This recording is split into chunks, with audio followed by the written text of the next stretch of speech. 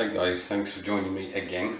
So you may recall that I built the Cutty Sark from the Airfix Cutty Sark gift set, and that build came about because some friends of mine at work, Imran and Tim, challenged me to build the Cutty Sark model using only the paints and brush supplied in the box.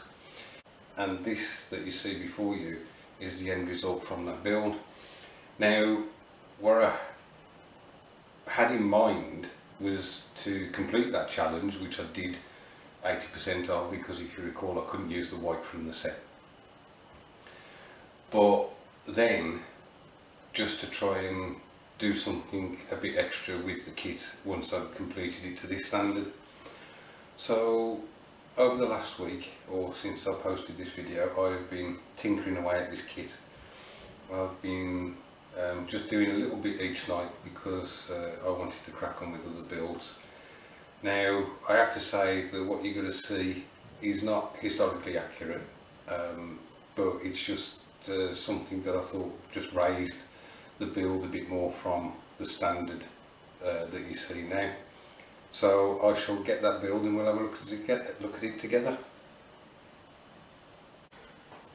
So here she is, guys, and as you can see, a bit more detail added to the kit. What I did was I tried to introduce some rigging to the sails and to the masts, and as I say, this is just to give an impression of rigging on the Cutty Sark, not try and produce something that is identical to what is on the actual Cutty Sark. For me to do that, I would have to let a horde of spiders just loose on the kit, because the amount of rigging that's on this clipper is unbelievable. So that's just using the easy line and super glue, just going around various places and stretching it between the masts, and also I've stretched it from the end of the top of the sails here, their yard arms or whatever, and just brought it up to the mast, so you can see that from the front. I'll just quickly try and show that. So I don't know whether you can see like the shapes of the rigging going from the end of the sails to the masts there.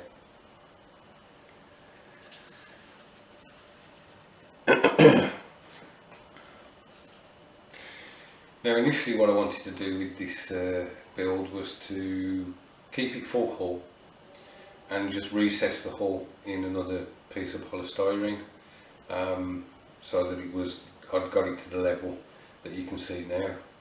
Now I cleared out the hole for the ship.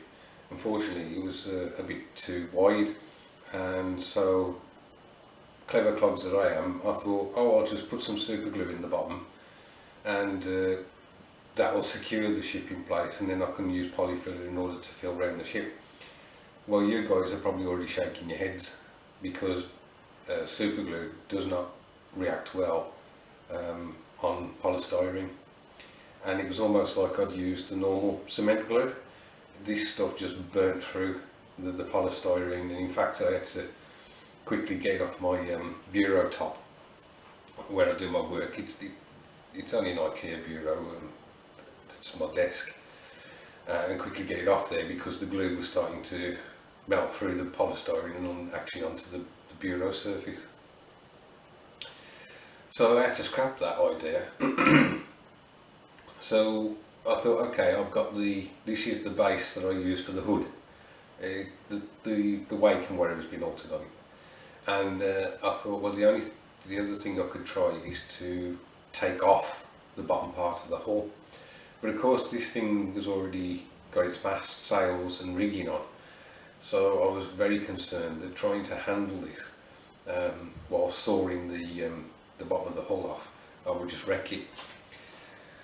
And then I thought, I've had like a Dremel tool. It's not actually a Dremel, it's a cheaper version, and I must have had that for 6 years. I think I've used it twice before, and I thought, you know what, nothing ventured, nothing gained. If I wreck the build, then it just doesn't get shown. So sure enough, I put one of the cutting discs on there, and using the copper paint as a guide, I just went round the hull and thankfully managed to get the bottom off without wrecking any other parts of the build.